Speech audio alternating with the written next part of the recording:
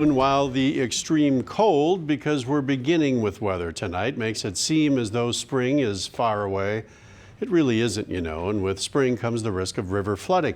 Meteorologist Warren Sears is here, and Warren, the first spring flood outlook released today. What does it say? Dave, the first flood outlook from the National Weather Service in La Crosse shows a near normal risk for flooding along the main stem of the Mississippi River and for our local rivers as well.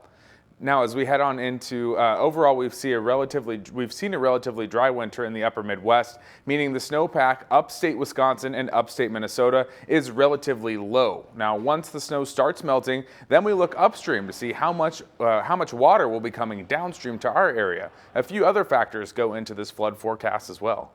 This time of year, it's really important to look at the snow depth, and not just the snow depth, but how much water is in the snowpack. So when that melts, how much is going to be added into the river systems? And then also, what are the ground conditions? Do we have deep frost, shallow frost? Are the soils wet?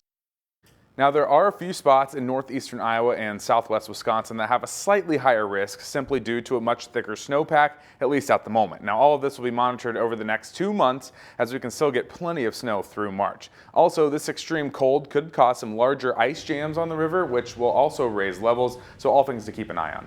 All right, Warren, thanks very much. 2 more flood outlooks, one later this month, the other in early March.